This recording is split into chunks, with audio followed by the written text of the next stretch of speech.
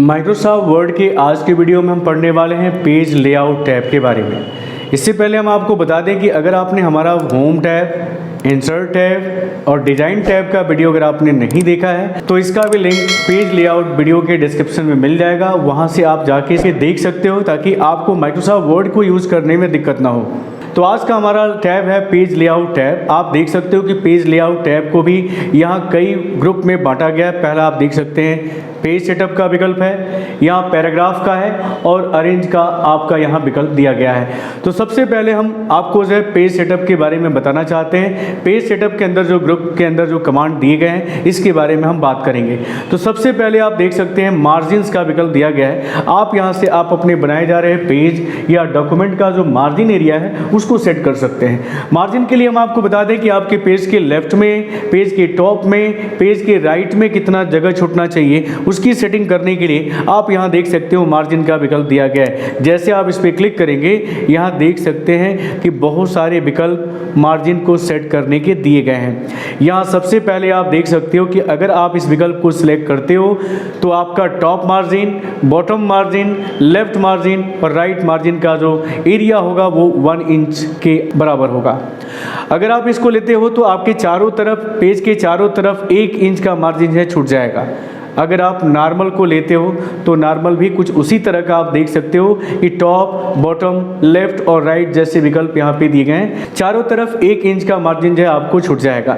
इसी तरह अगर आप नैरो को सिलेक्ट करते हैं तो नैरो में भी आप देख सकते हैं चारों तरफ 0.5 इंच का मार्जिन छूट जाएगा। अगर हम इस पर क्लिक करते हैं, मैं क्लिक करके आपको दिखाता हूँ, आप देखें यहाँ पे मार्जिन आपका कम हो गया है। जबकि अगर आप 1 इंच पे जाते हो तो यहाँ पे मार्जिन आप देख सकते हो कि चारों तरफ, पेज के चारों तरफ मार्जिन जो है कुछ अधिक जो है आपको दिखाई दे रहा है 0.5 की अपेक्षा। इसी में आप देख सकते हैं कि यहाँ मॉडरेट का ऑप्शन भी दिया हुआ है। अगर आप इस विकल्प को सिलेक्ट करते हो तो यहाँ देखिए टॉप में और बॉटम में 1 इंच का स्पेस छोड़ने की बात कर रहा है, जबकि लेफ्ट और राइट में 0.75 का इंच जगह छूट जाएगा। तो अगर हम इस पर क्लिक करते हैं तो टॉप और बॉटम में मार्जिन अधिक होगा और लेफ्ट और राइट में मार्जिन कम होगा। इसी तरह अगर आप वाइड ऑप्शन का चूज करते हैं, वाइड में आप यहाँ देख सकते हैं कि टॉप और बॉटम में 1 इंच का जगह छोड़ा जा रहा है। लेफ्ट में और राइट में आपको 2 इंच का जगह छोड़ने की बात कर रहे हैं। अगर हम इस पे क्लिक करते हैं तो लेफ्ट और राइट का जो स्पेस होगा, मार्जिन एरिया, वो अधिक होगा। जबकि टॉप इंच में देख सकते हैं, टॉप में यहाँ पे मार्जिन जो है आपको 1 इंच का ही जो है यहाँ पे छोड़ने को दिखा रहा है। अब यहाँ देख सकते हैं कि मान लीजिए कि अगर आपका रिक्वायरमेंट यहाँ से पूरा नहीं हो रहा है मार्जिन का, तो यहाँ नीचे की तरफ आ जाएंगे, कस्टम मार्जिन का विकल्प यहाँ पे दिया हुआ है। जैसे आप इस पर क्लिक करेंगे आपके सामने पेज सेटअप डायलॉग बॉक्स खुल जाएगा। आप यहाँ देख सकते हैं कि सबसे पहले मार्जिन्स का विकल्प दिया गया है कि आपके पेज के मार्जिन कितने होने चाहिए चारों तरफ, टॉप में कितना होना चाहिए, बॉटम में कितना होना चाहिए। आप यहाँ से कस्टमाइज कर सकते हैं और कस्टमाइज अपने हिसाब से कि टॉप में, लेफ्ट में, राइट में चारों तरफ कितना मार्जिन छूटना चाहिए उसको आप यहाँ से सेट कर सकते हैं। तो यहाँ से हम अपने हिसाब से चाहें तो हम इसको बढ़ा सकते हैं टॉप मार्जिन को।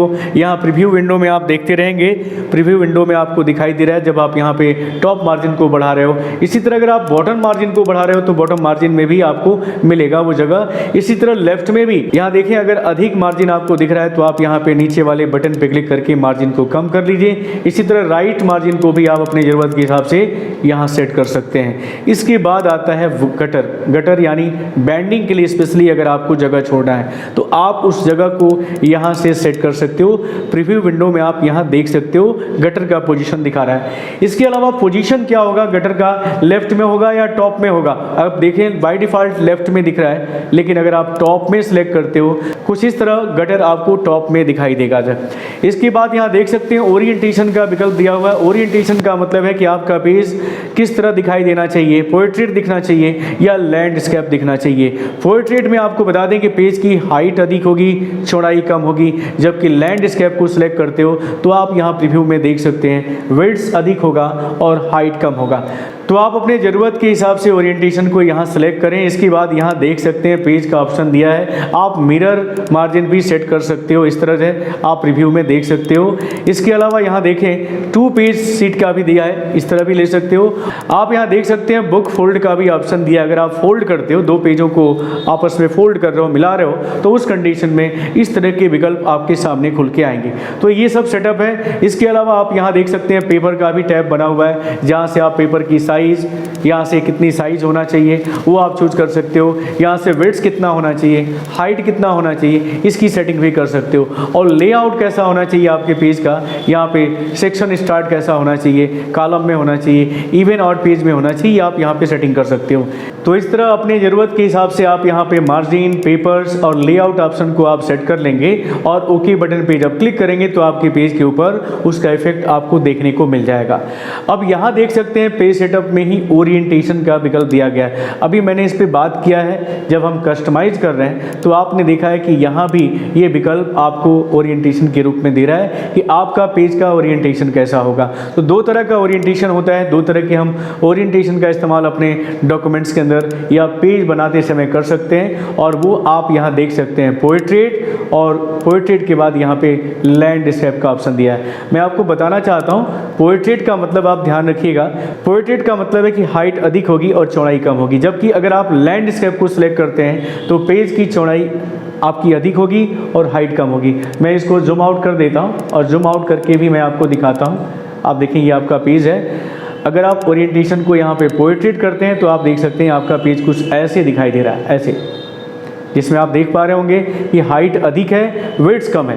जबकि ओरिएंटेशन को अगर हम लैंडस्केप करते हैं तो इसमें देखें कि आपके पेज का विड्थ अधिक है और हाइट कम है। तो इस तरह के विकल्प का उपयोग करके हम अपने पेज का ओरिएंटेशन बदल सकते हैं। अब यहाँ देख सकते हैं साइज़ का विकल्प दिया गया है। अगर आप इस पर क्लिक करते हैं तो आप यहाँ देख सकते हैं माइक्रोसॉफ्ट वर्ड के अंदर यूज होने वाले सभी वो साइज़ जो है दी गई है, जो पेपर के रूप में हम लोग इस्तेमाल करते हैं, प्रिंट आउट के रूप में इस्तेमाल करते हैं। तो सबसे पहले आप देख सकते हैं लेटर साइज दिया गया है, जिसका साइज है 8.5 इंच इंटू 11 इंच का दिया गया है। इसी तरह टैबलाइड, legal, executive, A3, A4, B4, B5 जैसे पेपर की साइज दी गई है। यहाँ देखेंगे बहुत सारा साइज आपको मिल जाएगा। अगर मान लीजिए कि ऐसी साइज जो आपकी ज़रूरत को इसमें पूरा नहीं करता है तो अब उस कंडीशन में आप, इसके बाद आप देख सकते हैं मैं यहाँ पे नॉर्मल साइज़ कर लेता हूँ। व्यू के अंदर जाके आप इसको नॉर्मल साइज़ कर लीजिएगा। यहाँ देख सकते हैं पेज लेआउट्स के अंदर अगला जो ऑप्शन दिया गया वो कॉलम का दिया गया है। हम आपको बता दें कि आप अपने पेज को कॉलम में बांट सकते हो।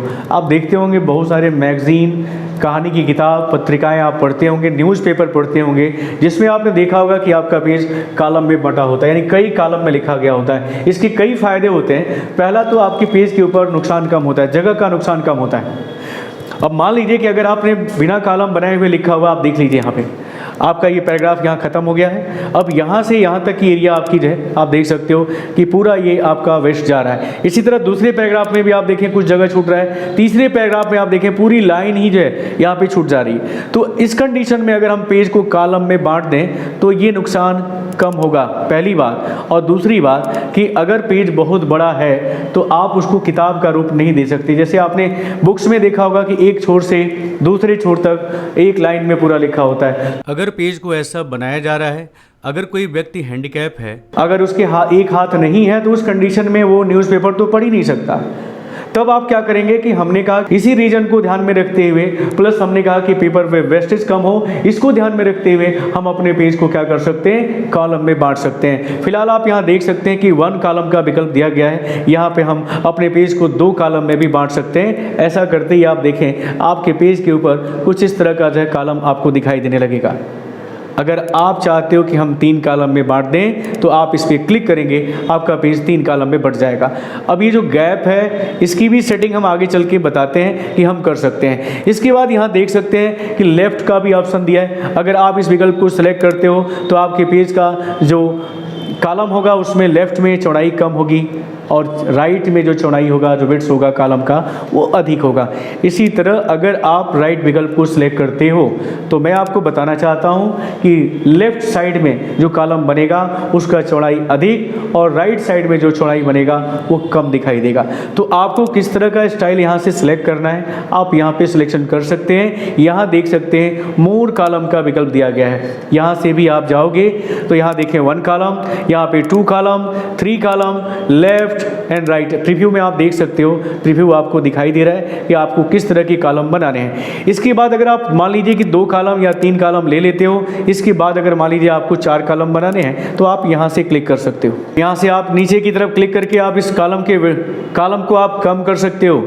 यहाँ देखें कॉलम का विड्थ कितना होना चाहिए और कॉलम स्पेसिंग कितना होना चाहिए, उसकी सेटिंग आप यहाँ पे कर सकते हो। तो कॉलम की स्पेसिंग जो है मिनिमम आप जितना रख सकते हैं रख के जब आप ओके करेंगे तो आप पाएंगे कि कॉलम के बीच आप देख सकते हो कि ये जगह आपको दिखाई दे रहा है। अगर आपको लग रहा है कि इसमें हम और कस्टमाइजेशन करें तो यहाँ देख सकते हैं एक विकल्प भी आ रहा है, लाइन बिटवीन का ऑप्शन दिया है। अगर आप इस पर क्लिक करके ओके करते हैं तो आप देख सकते हैं कि आपके कॉलम के बीच में एक लाइन दिखाई दे रही है। अगर हम इसको 3 कॉलम में बांटते हैं तो आप देखें, अगर हम इसको 3 कॉलम में बांट रहे हैं और ओके करते हैं तो आप देखेंगे कि तीनों कॉलम के बीच में देखें एक कॉलम ये और एक कॉलम ये और ये तीसरा कॉलम आपको दिख रहा है। तीनों के बीच में आपको यहाँ पे एक लाइन दिखाई दे रही है। अब यहाँ जो मार्जिन आप देख रहे होंगे, यहाँ पे जो जगह छूट रहा है वो आपको एक काम करना होगा, थोड़ा व्यवस्थित दिखाई दे। इसके लिए आपको कंट्रोल ए से आपको सिलेक्शन कर लेना होगा, होम टैब के अंदर जाना होगा और यहाँ एक विकल्प आता है जस्टिफाई करने के लिए। ऐसा करने से क्या होगा कि आपके कॉलम का जो आप देख सकते हो कि जो राइट साइड का जो बाउंड्री है वो एकदम बराबर दिखाई देगा। अब मार्जिन थोड़ा सा और आपको कम करना है तो आपको लेआउट्स पे जाना होगा, कॉलम पे जाना होगा, कॉलम मोर कॉलम पे क्लिक करके यहाँ से आप स्पेसिंग को और कम कर लीजिएगा, 0.2 इंच करके ओके कर दीजिएगा। अब यहाँ देख सकते हैं कि आपका कॉलम व्यवस्थित दिखाई देने लगा है। तो इस तरह हम अपने पेज को जो है कॉलम में बांट सकते हैं, कॉलम में बांटकर और इस तरह हम सजा सकते हैं। इसके बाद आप देख सकते हैं ब्रेक का ऑप्शन दिया गया। अगर आप इस ऑप्शन का प्रयोग करते हैं तो आप अपने पेज को जो है ब्रेक कर सकते हो, पेज को तोड़ सकते हो, पेज को आप कॉलम में ब्रेक कर सकते हो, टेक्स्ट रैपिंग कर सकते हो, नेक्स्ट पेजेस कर सकते हो, कंटिन्यूअस पेजेस कर सकते हो। ये सब इवन और ऑड पेज जैसे विकल्प का प्रयोग करके आप अपने पेज को ब्रेक करने का काम कर सकते हो। तो फिलहाल मैं आपको जो है कॉलम ब्रेक दिखाता हूं। अगर मान लीजिए हम फर्स्ट कॉलम के अंदर हैं और ब्रेक में जाके अगर हम यहां पे कॉलम ब्रेक करते हैं तो आप देख सकते हैं कि आपका कर्सर जहां रखा हुआ था वहां से क्या हुआ कि वो पैराग्राफ उठकर नेक्स्ट कॉलम के अंदर चला गया था। ध्यान से देखिए, अगर एक बार फिर से मैं दिखाता हूं। मान लीजिए कि हमें इस पैराग्राफ के बाद जो अगला पैराग्राफ आपको दिखाई दे रहा है वो इस कॉलम के अंदर आपको शो नहीं करना है, तो इसके लिए आपको ब्रेक के अंदर जाना पड़ेगा और कॉलम ब्रेक पे जब क्लिक करेंगे तो आप ध्यान से देखें कि इसके बाद का जो आपका पैराग्राफ था वो आपका अगले कॉलम के अंदर चला गया है। तो इस तरह हम ब्रेक करने का, कॉलम ब्रेक करने का काम कर सकते हैं। अगर आप यहाँ पे पेज ब्रेक करते हैं, आप ब्रेक करके पेज पे क्लिक करते हैं तो आप देख सकते हैं कि ये पूरा कॉलम जो है आपका ब्रेक कर गया और नेक्स्ट पेज के ऊपर चला गया है। आप यहाँ देख पा रहे होंगे जो इसी तरह अगर आप यहाँ पे देखें कॉलम के बाद जो टेक्स्ट रैपिंग का भी प्रयोग करते हैं तो आप देख सकते हैं कि इस तरह के आपकी जगह जो है आपके पेज के ऊपर जो छूट जाएगा, आपके इस लाइन के अंदर छूट जाएगा। आप फिर से एक बार देखें, अगर हम फिर से टेक्स्ट रैपिंग करते हैं तो आप देखें इस तरह के गैप आपको पेज के ऊपर जो है देखने को मिल रहा है। इसके बाद यहाँ देखें, यहाँ पे मैं कॉलम को जरा फिर से हटा देता हूँ, कॉलम में हम 1 कॉलम कर देते हैं। अब देखेंगे, अब हम आते हैं फिर से जो अपने पेज के ऊपर से और आपको दिखाते हैं कि अगर हम यहाँ पे ब्रेक करते हैं, ब्रेक ऑप्शन का प्रयोग करते हैं और यहाँ पे अगर हम नेक्स्ट पेज का प्रयोग करते हैं तो क्या होगा, पूरा पैराग्राफ उठकर और दूसरे पेज के ऊपर चला गया है। इसी तरह ब्रेक्स में बहुत सारे विकल्प दिए गए हैं जिसमें आप देख सकते हो कि हम अपने पेज को कॉलम में, text wrapping, next pages, even और ऑड पेज जैसे विकल्प का हम प्रयोग करते हैं। अगर हम इस पर क्लिक करते हैं तो हमारा पेज क्या होगा, 2 के बाद सीधे चौथे नंबर पेज के ऊपर ब्रेक कर जाएगा, टूट जाएगा। तो आप देखें, अगर हम इस पर क्लिक करते हैं तो ये पेज हमारा खाली मिल गया है और उस पेज के बाद देखिए सीधे हमारा इवेंट पेज के ऊपर चला गया, यानी 2 पे था तो सीधे हमारा चौथा पेज आ जाएगा, यानी तीसरा पेज बीच में खाली मिलेगा और चौथा पेज आपको इंसर्ट कर देगा। तो ऐसे विकल्पों का प्रयोग करते हुए हम अपने पेज के अंदर ब्रेकिंग का इस्तेमाल कर सकते हैं, पेज को नया हम जोड़ सकते हैं। इसके बाद यहाँ देख सकते हैं लाइन नंबरिंग का भी ऑप्शन दिया गया है। अगर हम इस पर क्लिक करते हैं तो यहाँ देख सकते हैं कंटिन्यूअस का ऑप्शन दिया गया। अगर हम क्लिक करते हैं तो यहाँ देखें सभी लाइनों के आगे जो है यहाँ नंबरिंग आपको दिखाई दे रहा है। अब यहाँ देख सकते हैं कि 1 नंबर, 2 नंबर, 3 नंबर और आपकी फाइल का ये लास्ट लाइन है, आप देख सकते हैं 41 के बाद यहाँ देखें दूसरे पेज के ऊपर 42, 43, 44। अगर आप चाहते हो इस तरह के विकल्प का प्रयोग करना तो आप यहाँ पे लाइन नंबर को यूज़ कर सकते हो। यहाँ देख सकते हैं एक विकल्प आ रहा है रीस्टार्ट ईच पेज। अगर आप इस पर क्लिक करते हो तो मैं आपको बताना चाहता हूं कि हर पेज का जो नंबरिंग होगा स्टार्टिंग जो है वो 1 से होगा। आप देखें यहाँ पे 1 और लास्ट में हमने कहा था कि 41 है, तो इसके बाद 42 था, लेकिन देखें यहाँ पर भी 1 2 3 4 5 है, आपके हर पेज के ऊपर जो है स्टार्टिंग से नंबरिंग को शो करेगा। अगर आप यहाँ क्लिक करते हो तो हर सेक्शन के लिए अलग अलग नंबरिंग किया जाएगा। अगर आप चाहते हो तो ऐसा कर सकते हो।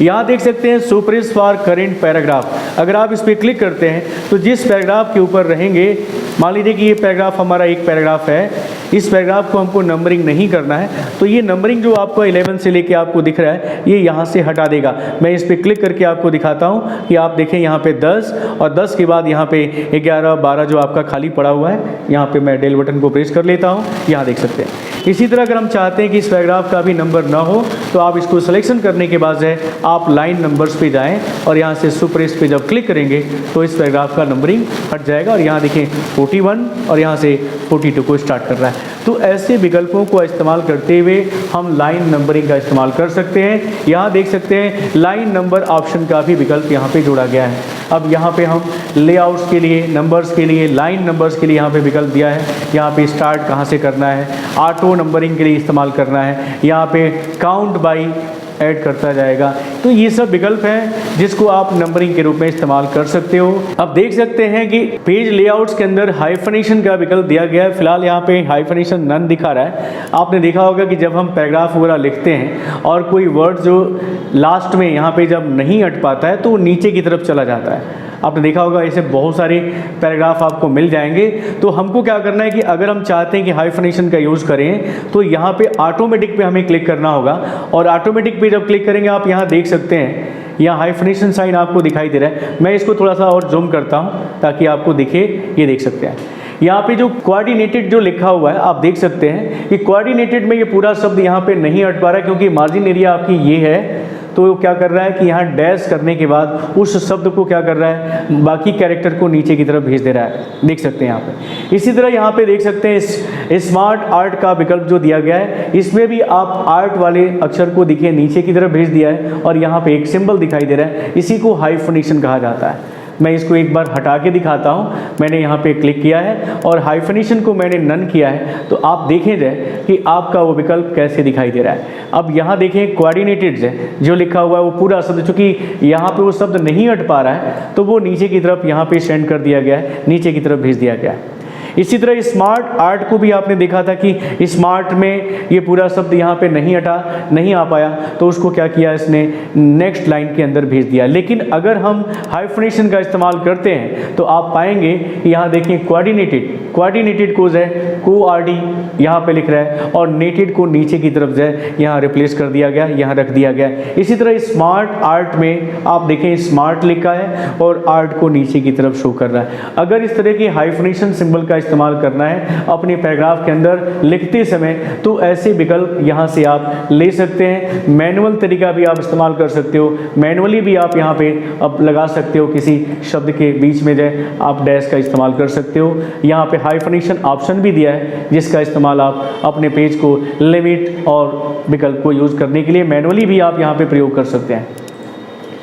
तो ये विकल्प होता है आपका पेज सेटअप का, बहुत अच्छा विकल्प है। अगर आप प्रिंट आउट करने जा रहे हैं तो आपको ये चीज़ें मार्जिन का, ओरिएंटेशन, साइज जैसे विकल्प को आपको ज़रूर आना चाहिए। आप देख सकते हैं पेज लेआउट में पेज सेटअप के बाद से यहाँ पैराग्राफ का विकल्प दिया गया है। पैराग्राफ में आप देख सकते हो कि ये विकल्प आपके दिए गए हैं जिसमें आप इंडेंट सेटिंग और स्पेसिंग सेटिंग का यूज़ आप कर सकते हैं। तो इसके लिए आपको हम बता देते हैं कि जिस पैराग्राफ को आपको सेट करना है उस पैराग्राफ को आपको सिलेक्शन कर लेना होगा। सिलेक्शन करने बाद देखें यहाँ पे इंडेंट का ऑप्शन दिया गया है। अगर हम यहाँ पे क्लिक करते हैं तो आप देखें जाए कि आपके पेज का इंडेंट यहाँ पे सेट हो रहा है, यानी ये राइट साइड में खिसक गया है। आपने जितना इंच यहाँ पे चाहा उतना इंच आपने इस वैल्यू को यहाँ पे बढ़ाया और उतना इंच वो आगे की तरफ खिसक गया। इसी तरह अगर आप चाहते हो कि हम यहाँ से डिक्रीज कर दें, लेफ्ट इंडेंट को हम यहाँ से कम कर दें तो आप यहाँ से कम कर सकते हो। यहाँ से मैंने कहा कि आप इस पर क्लिक करके इंडेंट को आप लेफ्ट इंडेंट को बढ़ा सकते हो। तो ऐसे विकल्प आप यहाँ इस्तेमाल कर सकते हैं। इसके बाद यहाँ देख सकते हैं इंडेंट राइट साइड का दिया गया है। आपको पता है कि आपके पेज के अंदर पैराग्राफ की सेटिंग के लिए 3 तरह के इंडेंट यूज़ होते हैं, जिसमें फर्स्ट लाइन इंडेंट, यहाँ पे हैंगिंग इंडेंट होता है जिसको कहते हैं, और इसको लेफ्ट इंडेंट कहते हैं नीचे वाले को, और इधर की तरफ जो आप देख रहे हैं इसको राइट इंडेंट कहते हैं, जिसका प्रयोग आपको बता दें कि पैराग्राफ को लेफ़्ट साइड से और राइट साइड से अलाइन करने के लिए, या आप लेफ़्ट साइड से अपने पेज के ऊपर जो है कहाँ से आपका पैराग्राफ स्टार्ट हो और कहाँ ख़त्म हो, इसकी सेटिंग करने के लिए आप इंडेंट का प्रयोग करते हो। तो हमने आपको बताया कि लेफ़्ट साइड से इंडेंट आपका कहाँ से, यानी आपकी लाइन कहाँ से शुरू होनी चाहिए और राइट साइड में आप कहाँ ख़त्म होना चाहिए, उसकी सेटिंग आप देख सकते हैं कि यहाँ पे हम कर सकते हैं। यहाँ देख सकते हैं कि हमने इधर से 0.9 लिया है और राइट साइड से हमने 0.5 लिया है। अगर आप इसको चाहते हो कि हम कम करें तो इस वैल्यू को यहाँ से आप क्लिक करके यहाँ पे आप कम कर सकते हो। इसी तरह राइट साइड इंडेंट को भी आप यहाँ से चाहते हो तो यहाँ से आप कम कर सकते हो। तो ये विकल्प होता है जो इंडेंट सेटिंग के लिए स्पेशली यूज़ होता है। वैसे मैनुअली भी हम आपको बताए हैं कि माउस पॉइंटर से आप इसको पकड़ के जहाँ रख दोगे वहाँ आपका मैनुअली इंडेंट सेट हो जाएगा। इसी तरह पहली लाइन के लिए आप यहाँ पे फर्स्ट लाइन इंडेंट को सेट करते हो, यानी आप फर्स्ट इंडेंट को जहाँ रखोगे पैराग्राफ की पहली लाइन ऑटोमेटिक वहाँ तक खिसक जाएगी, यानी पैराग्राफ की पहली लाइन वहीं से स्टार्ट होगी जहाँ पे फर्स्ट इंडेंट को आप रखोगे। तो इसलिए आपको हम बता देते हैं कि ये मैनुअल तरीका भी आप प्रयोग कर सकते हो। सीधे माउस से उठाया और उस जगह पे रख दिया, उस पॉइंट पे, उस इंच पे रख दिया जहां आपको इंडेंट को रखना है। इसी तरह राइट इंडेंट को भी सेट करने के लिए मैनुअल तरीका आप इधर से इस्तेमाल कर सकते हो। जितना पैराग्राफ हम सेलेक्ट किए रहेंगे उसके ऊपर ये काम करेगा, बाकी के ऊपर नहीं काम कर रहा है क्योंकि और सब पैराग्राफ मैंने सिलेक्शन नहीं किया है। अगर हम 2 पैराग्राफ एक साथ सेलेक्ट कर लें, 3 कर लें, 4 कर लें तो तीनों चारों के ऊपर हम एक साथ प्रयोग कर सकते हैं, देख सकते हैं। तो इस तरह के इंडेंट का इस्तेमाल हम अपने पेज के ऊपर कर सकते हैं। अब यहाँ देख सकते हैं स्पेसिंग का ऑप्शन दिया गया। अगर आप चाहते हो कि हम पैराग्राफ के बीच का स्पेस यहाँ से बढ़ाएं तो पैराग्राफ के पहले और पैराग्राफ के बाद में कितना, देखिए यहाँ पे अगर हम क्लिक कर रहे हैं तो आप यहाँ देख पा रहे हैं कि ये स्पेसिंग बिफोर है और ये स्पेसिंग आफ्टर है। अगर हम इसको कम करते हैं, इसको कम कर रहे हैं तो आप देखें यहाँ पे मार्जिन जो है कम हो रहा है। तो आप इसको जितना कम करना हो कर लीजिए, ऑटो कर लीजिए, या जिसको बढ़ाना है आप यहाँ पे क्लिक करके बढ़ाते चले जाइए। इसी तरह अगर आपको बाद में पैराग्राफ के बाद में कितना जगह छोड़ना है उसकी सेटिंग करना है तो आप यहाँ देख सकते हैं स्पेसिंग आफ्टर का विकल्प दिया गया है। हम इस पर क्लिक करके पेज पर लिखे हुए पैराग्राफ का मार्जिन जो आफ्टर मार्जिन है, यानी पैराग्राफ के बाद में कितना आपको जगह छोड़ना है, उसकी सेटिंग आप यहाँ से कर सकते हो। तो ये दोनों ऑप्शन दिए गए हैं, बाद में और पहले कितना जगह छोड़ना है उसको आप यहाँ पे सेट करके पैराग्राफ को आप सजा सकते हो।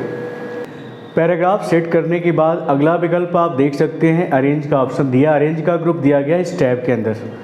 इसमें देखें सबसे पहले पोजीशन का विकल्प दिया, लेकिन अभी ये विकल्प हाईलाइट नहीं हो रहा है क्योंकि जब तक हम कोई शेप या कोई इमेज इंसर्ट नहीं करेंगे तब तक ये विकल्प काम नहीं करेगा। आप देख सकते हैं position, text wrap, bring forward, send to backward, ये सभी विकल्प जो आप देख रहे हैं ये किसी टेक्स्ट के ऊपर नहीं बल्कि अगर आपने कोई शेप या इमेज को इंसर्ट किया है तभी ये विकल्प काम करेगा।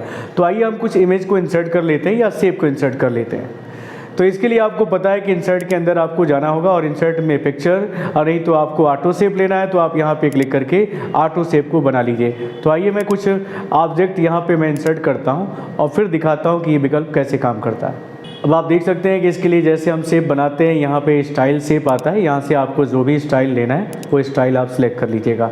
अब हम आते हैं लेआउट्स के ऊपर। यहाँ देख सकते हैं कि विकल्प काम करने लगा है। सबसे पहले आप इस पर अगर क्लिक करते हैं तो यहाँ देख सकते हैं कि विकल्प आ रहा है यहाँ पे position in top left with the square text wrapping. अगर आप इस पर क्लिक करते हैं तो आपका शेप क्या करेगा, टॉप में लेफ्ट साइड में पोजीशन हो जाएगा, आप देख सकते हैं। अगर हम इसको सेलेक्ट करने के बाद अगर हम फिर से पोजीशन को चाहते हैं कि बदलें तो आप यहाँ देख सकते हैं पोजीशन टॉप में है लेकिन सेंटर में है। अगर आप चाहते हो कि ये ऑब्जेक्ट जो है टॉप में राइट में दिखाई दे तो आप यहाँ देख सकते हैं राइट का विकल्प दिया गया है, आपका ऑब्जेक्ट राइट में आ चुका है। इसी तरह यहाँ पे चारों तरफ हम अपने ऑब्जेक्ट को अलाइन करने के लिए प्रयोग कर सकते हैं। अगर आप इस पर क्लिक करते हैं तो ये मिडिल लेफ्ट में दिखाई देगा, ये मिडिल सेंटर में दिखाई देगा, ये मिडिल राइट में दिखाई देगा। इसी तरह अगर आप इस विकल्प पे क्लिक करते हैं तो ये क्या होगा, बॉटम लेफ्ट में दिखेगा, इसी तरह ये बॉटम मिडिल में दिखेगा और इसी तरह ये बॉटम राइट में दिखेगा। मैं अगर इस पर क्लिक करता हूँ तो हमारा ऑब्जेक्ट देख सकते हैं कि आपके पेज के बॉटम में राइट साइड में दिखाई दे रहा है। तो हम अपने ऑब्जेक्ट को अलाइन करने के लिए, पोजीशन देने के लिए इस ऑप्शन का प्रयोग कर सकते हैं। इसके बाद यहाँ देख सकते हैं मोर लेआउट का ऑप्शन का भी विकल्प दिया गया है। यहाँ से भी हम इसका अलाइनमेंट बदल सकते हैं। यहाँ पे हम इसको सेंटर में, मिडिल में, टेक्स्ट रैपिंग जैसे विकल्प आप देखें यहाँ पे, in the line with text square करना है, टाइट करना है, थ्रो करना है, टॉप एंड बॉटम करना है, बिहाइंड टेक्स्ट करना है, इन फ्रंट करना है, ये सारे विकल्प आपके दिए गए हैं। यहाँ से हम अपने साइज को भी यहाँ से चेंज कर सकते हैं। पोजीशन के बाद आप यहाँ देख सकते हैं टेक्स्ट रैपिंग का भी विकल्प दिया है। जो भी आप देख रहे थे आप उसी तरह के विकल्प यहाँ पे दिया हुआ है। स्क्वायर करने से क्या होगा कि ये ऑब्जेक्ट आपका स्क्वायर शेप ले लेगा और इसको आप कहीं भी अपने स्क्रीन के ऊपर ले जाएंगे, उठाकर रखेंगे अपने पैराग्राफ के अंदर, कहीं भी आप इसको रखिएगा तो ये स्क्वायर शेप में अपना जगह बना लेगा। यानी क्या करता है, ये टेक्स्ट को उतने एरिया में हटा देता है स्क्वायर एरिया में और उस जगह पे अपने को रख लेता है, अपने को फिट कर लेता है। इसी तरह इसमें बहुत सारे विकल्प दिए गए हैं। आप इसको टाइट कर सकते हैं, थ्रो कर सकते हैं, टॉप एंड बॉटम करने से आप देख सकते हो कि क्या हुआ, आपका पैराग्राफ ऊपर की तरफ और नीचे की तरफ चला गया और बीच में आपका ये इमेज आ चुका है। लेकिन इस कंडीशन में क्या होता है कि आपके पेज के ऊपर जो है जगह छूट जाता है। ये देख सकते हैं, ये जो एरिया आपको दिख रहा है और यहाँ ये जो एरिया दिख रहा है, इसमें काफ़ी जो है टेक्स्ट जो है एरिया छूट जाता है, जिसकी वजह से मैं आपको कहूँगा कि आप स्क्वायर, टाइट, थ्रो जैसे विकल्प का प्रयोग कर सकते हैं। अब यहाँ देखिए बिहाइंड का भी ऑप्शन दिया है। अगर हम इस पर क्लिक करते हैं तो हमारा शेप पीछे चला जाएगा, टेक्स्ट या पैराग्राफ के पीछे चला जाएगा और ऊपर आपको टेक्स्ट दिखाई देगा। अगर आप इसको इन फ्रंट ऑफ टेक्स्ट करते हैं तो फ्रंट ऑफ टेक्स्ट का मतलब है कि टेक्स्ट के ऊपर दिखाई देगा, यानी फ्रंट में दिखाई देगा। इसी तरह ऐसे विकल्पों का प्रयोग करते हुए हमने कहा कि अपने पैराग्राफ को और अपने द्वारा इंसर्ट किए हुए शेप को हम एक पोजीशन दे सकते हैं, एक स्थान दे सकते हैं। आप देख सकते हैं अरेंज ग्रुप के अंदर ही जो है ब्रिंग फॉरवर्ड का ऑप्शन दिया गया है। तो मैं यहाँ पे कुछ और शेप बना लेता हूँ। नीचे की तरफ हम आते हैं और कुछ और शेप भी बना लेते हैं। यहाँ देखिए इंसर्ट के अंदर आइए, इंसर्ट में पिक्चर या शेप पे आ जाते हैं और शेप में हम यहाँ से कोई रेक्टेंगल शेप बना लेते हैं। इसके लिए जो भी आपको कलर देना हो यहाँ से आप कलर को सिलेक्ट कर सकते हो। इसके बाद हम एक और शेप ले लेते हैं। कई तरह के शेप आपको यहाँ पे बनाने होंगे। यहाँ पे हम इस तरह की शेप को भी बना लेते हैं। आप देख सकते हैं इसका भी हम कोई कलर ले लेते हैं। एक और शेप हम इंसर्ट करते हैं ताकि हम आपको दिखा सकें कि ये विकल्प आपका कैसे काम करता है। तो फिलहाल मैंने यहाँ पे इस ट्रेंगल शेप को जो है लिया और इस तरह के ऑब्जेक्ट को हमने यहाँ पे ड्रैग कर लिया। अब यहाँ ध्यान से देखिए कि कौन ऑब्जेक्ट किसके पीछे दिखाई दे रहा है। इसको भी आप कोई कलर ले लीजिएगा। अब ध्यान से देखें कि जो सबसे पहले हमने ऑब्जेक्ट को बनाया वो सबसे पीछे की तरफ, नीचे की तरफ दिख रहा है। उसके बाद जो हमने पेंटागन बनाया था वो देखिए इसके बाद दिखाई दे रहा है और ये ट्रेंगल आकृति जो हमने बनाया वो इसके सबसे ऊपर दिखाई दे रहा है। लेकिन अगर आपको क्या करना है कि अगर आप चाहते हो कि इस रेक्टेंगल शेप को जो है इन दोनों शेप के बीच में ला दें तो इसके लिए आपको क्या करना होगा, इस रेक्टेंगल वाले शेप को सिलेक्ट कर लीजिएगा और पेज लेआउट्स के अंदर यहाँ देख सकते हैं ब्रिंग फॉरवर्ड का ऑप्शन दिया गया है। ब्रिंग फॉरवर्ड पे अगर हम क्लिक करते हैं तो जो सिलेक्ट किया हुआ ऑब्जेक्ट है वो अपने आगे वाले ऑब्जेक्ट के आगे आ जाएगा। आप देख सकते हो कि ये जो पेंटागन आकृति थी इसकी आकृति के जो ऊपर की तरफ आ गया। अगर हम एक बार फिर से ब्रिंग टू फॉरवर्ड ऑप्शन का प्रयोग करते हैं तो ये क्या होगा, ट्रेंगल जो आकृति हमने बनाया है, त्रिभुजाकार जो आकृति बनाया है उसके आगे की तरफ ये शो करने लगेगा। आपको क्लियर हो चुका है। अभी आप देख सकते हैं कि सबसे पीछे की तरफ जो है ये पेंटागन आकृति आपको दिखाई दे रही है। अगर आपको लग रहा है कि नहीं ये आगे होना चाहिए तो वैसे ही आप इसको सिलेक्ट कर लें और सिलेक्शन करने के बाद ब्रिंग फॉरवर्ड का ऑप्शन दिया है। आप एक एक करके जो है आगे की तरफ ला सकते हैं। नहीं तो अगर आप चाहते हैं एक ही बार में इसको हम फ्रंट साइड में आगे की तरफ ला दें तो एक विकल्प आप देख पा रहे होंगे, यहाँ ब्रिंग टू फ्रंट का ऑप्शन दिया है। जैसे आप इस पर क्लिक करेंगे आकृति चाहे कितना भी पीछे क्यों ना हो वो सबसे आगे की तरफ आ जाएगा। जितनी भी आकृतियाँ बनी होगी उन सबको पीछे की तरफ छोड़ देगा और आगे की तरफ आपको ये दिखाई देने लगा। आप यहाँ देख सकते हो। इसी तरह सेंड टू बैकवर्ड ऑप्शन का भी प्रयोग यहाँ पे कर सकते हो। अगर सेंड टू बैकवर्ड का प्रयोग करते हो तो ठीक उसी तरह जैसे आपने ब्रिंग टू फॉरवर्ड का यूज़ किया था कि एक एक ऑब्जेक्ट को ये आगे की तरफ खिसकाया था, उसी तरह एक एक ऑब्जेक्ट ये पीछे की तरफ मूव करता जाएगा। तो मैं आपको यहाँ दिखाता हूँ कि मैंने यहाँ पेंटागन आकृति को सिलेक्ट किया है। अभी हम सेंड टू बैकवर्ड करते हैं तो आप देख सकते हैं कि इस रेक्टेंगल आकृति के पीछे चला गया। अगर हम इसको फिर से ब्रिंग टू फॉरवर्ड करते हैं तो आगे आ गया, लेकिन हम चाहते हैं कि एक ही बार में ये पूरी आकृति क्या हो जाए, सभी ऑब्जेक्ट के पीछे चला जाए। तो उस कंडीशन में आप यहाँ देख सकते हैं सेंड टू बैक का ऑप्शन दिया है। जैसे आप इस पर क्लिक करेंगे वो सभी आकृतियों के पीछे जाके बैठ जाएगा, यानी सबसे पीछे चला जाएगा। तो आपको समझ में आ रहा होगा कि इस ऑप्शन का प्रयोग करके हम अपनी आकृति को पोजीशन दे सकते हैं कि उसका पोजीशन और सब आकृतियों की अपेक्षा कहाँ होना चाहिए, बैकवर्ड होना चाहिए, फ्रंट होना चाहिए। यहाँ एक विकल्प और देख सकते हैं, बिहाइंड टेक्स्ट का भी ऑप्शन दिया है। अगर हम इस पर क्लिक करते हैं तो आपको बता दें कि ये ऑब्जेक्ट क्या होगा, आपके लिखे हुए टेक्स्ट के पीछे की तरफ दिखाई देगा। मैं थोड़ा सा जूम करता हूँ, आप देख सकते हैं। अगर आप चाहते हो कि नहीं ये ऑब्जेक्ट आगे की तरफ होना चाहिए तो आप यहाँ से सिलेक्शन पैन को ऑन कर लीजिए। जो भी ऑब्जेक्ट आप बनाए हुए हो आप देख सकते हो, यहाँ से सिलेक्शन कर सकते हो। क्योंकि अभी हमने बताया कि ऑब्जेक्ट पीछे जा चुका है तो सिलेक्शन में आपको दिक्कत होगी, आपको सिलेक्ट नहीं करने देगा। तो उस कंडीशन में आप यहाँ पे पेंटागन आकृति को सिलेक्ट कर लीजिएगा और यहाँ देख सकते हैं यहाँ ऑप्शन दिया है, यहाँ पे bring in front of text. जैसे आप इस पर क्लिक करेंगे ये टेक्स्ट के ऊपर की तरफ दिखाई देने लगेगा। ये होता है विकल्प, किसी भी बनाए जा रहे आकृति को, ऑब्जेक्ट को आप एक दूसरे के आगे पीछे यहाँ सजा सकते हैं। बिहाइंड का भी ऑप्शन दिया है, इन फ्रंट का भी ऑप्शन दिया है। यहाँ से आप टेक्स्ट के ऊपर या टेक्स्ट के पीछे अगर आपको अपनी आकृति को रखना है तो आप यहाँ से उसकी सेटिंग कर सकते हैं। इसके बाद हमने आपको बताया कि ये सिलेक्शन पैन है। आप देख सकते हो कि पैन आ रहा है, एक पट्टी आ रही है। इस पट्टी के अंदर आपके द्वारा बनाए हुए ऑब्जेक्ट को दिखा रहा है और जिसके ऊपर हम क्लिक कर रहे हैं वो ऑब्जेक्ट यहाँ देख सकते हैं कि सिलेक्ट करके दिखा रहा है। सिलेक्शन में अगर दिक्कत हो रही है तो आप सिलेक्शन पैन को खोल लीजिए, यहाँ पे आपको वह ऑब्जेक्ट दिखाई देगा। इस पर क्लिक करके भी हम उस ऑब्जेक्ट को सिलेक्ट कर सकते हैं। इसके आगे देख सकते हैं यहाँ आँख का सिंबल दिख रहा है, आई का सिंबल दिख रहा है। अगर इस आकृति को हम चाहते हैं कि हाइड कर दें कुछ देर के लिए तो इस आँख के बने हुए निशान पे क्लिक करेंगे, ये छुप जाएगा। आप देख सकते हैं पेंटागन आकृति जो है छुप गई है। अगर हम चाहते हैं कि आइसो सर्कल भी जो आपने बनाया है, ट्रेंगल आकृति जो है, इसको भी हम हाइड कर दें तो देखिए हाइड हो चुका है। रेक्टेंगल 2 को भी हाइड कर दें तो यहाँ देख सकते हैं उस आकृति को जो हमने इस पैन के अंदर लिया है, दिखा रखा है, वो उसको हम यहाँ से हाइड कर सकते हैं। अगर हमें सब देखना है फिर से शो ऑल का ऑप्शन दिया है, सभी दिखाई देने लगेंगे। अगर सभी को एक साथ हाइड करना है तो हाइड ऑल पे भी क्लिक करके ऑब्जेक्ट को आप हाइड कर सकते हो। अगर आप चाहते हो कि नहीं हम एक एक करके ऑब्जेक्ट को हाइड और डिस्प्ले करें तो यहीं आँख के निशान पे आप एक बार क्लिक करेंगे तो हाइड होगा और एक बार क्लिक करेंगे तो डिस्प्ले होगा। तो इस तरह हम सिलेक्शन पैन को यहाँ से हम क्लिक करके दोबारा हटा सकते हैं। और अगर हम चाहते हैं कि सिलेक्शन पैन को दोबारा ऑन करें तो यहाँ पे क्लिक करेंगे और जो ऑब्जेक्ट आपने हाइड कर दिया था फिर उसको आप ला सकते हो।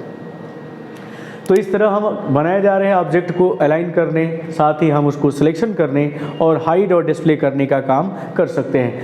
अब यहाँ देख सकते हैं अरेंज ग्रुप के तहत ही अलाइन का विकल्प दिया हुआ है। ये विकल्प आपने अभी देखा है पोजीशन के तहत, ठीक उसी तरह का ये कमांड आपका दिया हुआ है। अगर हम अलाइन पे आते हैं तो यहाँ देख सकते हैं अलाइन लेफ्ट का ऑप्शन दिया है। आपका ऑब्जेक्ट आपके पैराग्राफ के ऊपर जहाँ पे था वहाँ पे लेफ्ट पोजीशन में चला गया, आप देख सकते हो।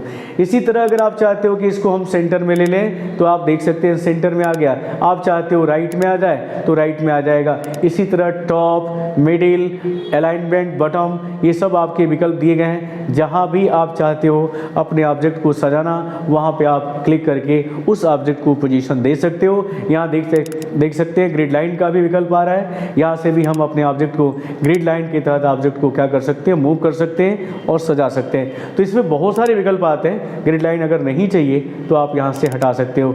गाइड लाइन को भी आप यहाँ से प्रयोग कर सकते हो। अलाइनमेंट गाइड्स का भी प्रयोग करते हैं। अलाइन टू मार्जिन का भी ऑप्शन दिया है, अलाइन टू पेज का भी ऑप्शन दिया है। ये सब ऑप्शन जो दिए गए हैं, यहाँ पे डिस्ट्रीब्यूट वर्टिकली भी दिया गया है। अगर आप वर्टिकली अलाइन करना चाहते हैं तो यहाँ पे क्लिक करके आप वर्टिकली अलाइन करने का काम कर सकते हो।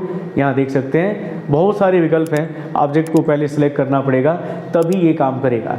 तो इस तरह के ऑप्शंस आपके दिए गए, हॉरिजॉन्टली डिस्ट्रीब्यूट करना है, वर्टिकली करना है, ये सब आपके। अलाइन टू पेज का भी ऑप्शन दिया है, आप अलाइन टू पेज का भी विकल्प प्रयोग कर सकते हो, जहाँ भी ले जाओगे। अब ये देख सकते हैं आपको ये अलाइन कर रहा है, ये आपका गाइडलाइन शो कर रहा है, बीचों बीच में पेज का सेंटर आपको दिखाई दे रहा है। तो इस तरह के विकल्प अगर आप इसको सेंटर में ले जाते हो तो सेंटर लाइन भी आपको शो करता है, ये देख सकते हैं यहाँ पे आपको टॉप का, बॉटम का सेंटर लाइन भी आपको शो करेगा। ये देखिए ये पेज के ठीक बीचों बीच में आपको दिखाई दे रहा है। तो इस तरह के विकल्पों का प्रयोग करके हम ऑब्जेक्ट को अलाइन करने का काम कर सकते हैं। अलाइन टू पेज का विकल्प यहाँ पे दिया है। अभी देखिए हमने हटा दिया है, तो ये विकल्प आपका वर्टिकली जो है दिखा रहा है, लेकिन हॉरिजॉन्टली आपका अब नहीं आएगा। तो ऐसे विकल्पों को आप प्रयोग कर सकते हो।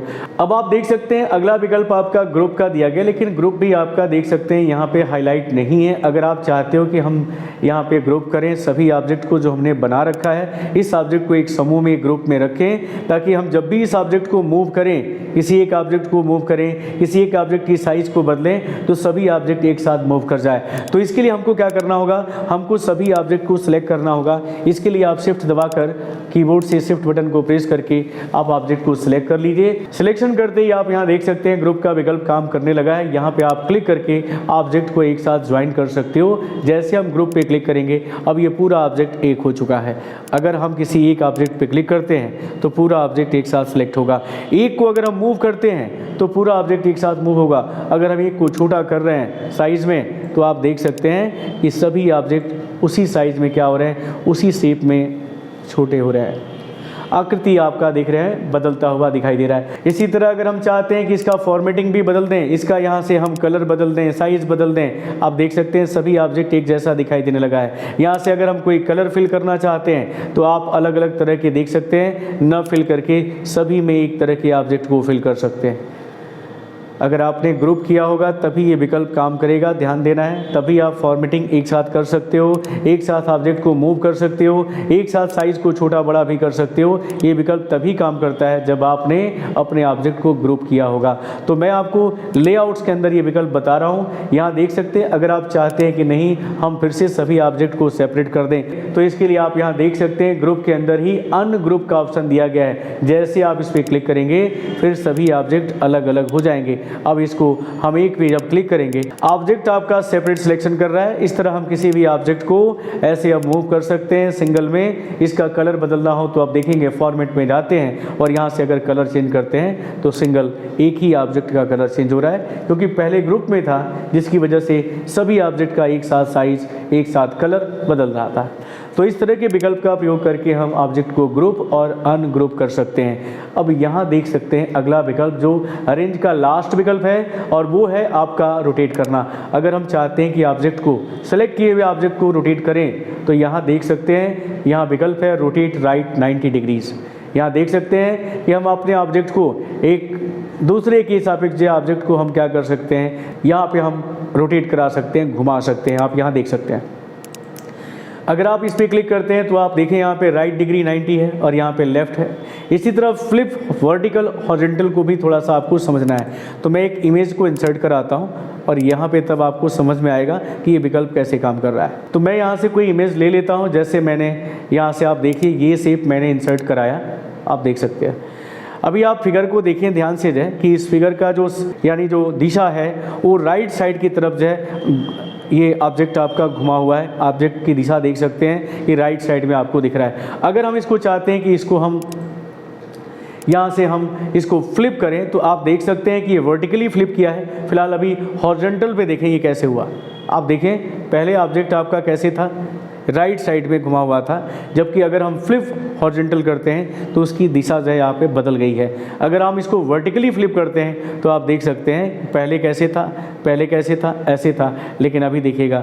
तो हम इस तरह के ऑब्जेक्ट का प्रयोग करते हुए अपने ऑब्जेक्ट को हम यहाँ से फ्लिप करा सकते हैं। अगर आपको किसी निश्चित एंगल पे घुमाना है तो मोर रोटेशन ऑप्शन का विकल्प यहाँ दिया है। यहाँ आ जाएंगे और यहाँ पे आप देख सकते हैं कि साइज़ का टैब दिया हुआ है। यहाँ से हम इसका हाइट बदल सकते हैं, यहाँ से आप इसका विड्थ बदल सकते हैं, और यहाँ रोटेशन दिया गया है। यहाँ से भी हम रोटेशन को बदलकर जितने एंगल पे ले जाना चाहते हैं निश्चित एंगल पे, वो हम यहाँ पे 15 डिग्री, 10 डिग्री, जितना डिग्री पे हम चाहते हैं उतने डिग्री को हम यहाँ सेलेक्ट करके जैसे ओके करेंगे हम देख सकते हैं कि हमारा ऑब्जेक्ट राइट एंगल में 70 डिग्री रोटेट कर गया है। तो इस तरह के विकल्प का उपयोग करके हम किसी निश्चित एंगल पे जो है किसी ऑब्जेक्ट को या सिलेक्ट किए हुए ऑब्जेक्ट को रोटेट कर सकते हैं। तो बहुत अच्छा विकल्प है। अभी हमने आपको पोजीशन बदलना, टेक्स्ट रैपिंग बदलना भी हमने आपको बताया। इसी में साइज़ और एंगल का भी विकल्प दिया है, आप यहाँ से इसको बदल सकते हैं। तो आपने देखा जाए लेआउट टैब के बारे में हमने आपको पूरा लाइन बाय लाइन बताया। उम्मीद है कि आज का वीडियो आपको पसंद आया होगा। वीडियो पसंद आया हो तो प्लीज़ वीडियो को लाइक करें। चैनल को आपने अभी तक सब्सक्राइब नहीं किया है तो प्लीज़ सब्सक्राइब भी कर लें। अपने दोस्तों के साथ शेयर भी करें। कमेंट्स में बताएं कि वीडियो कैसा लग रहा है। तो आज की वीडियो में बस इतना ही। नमस्कार, जय हिंद।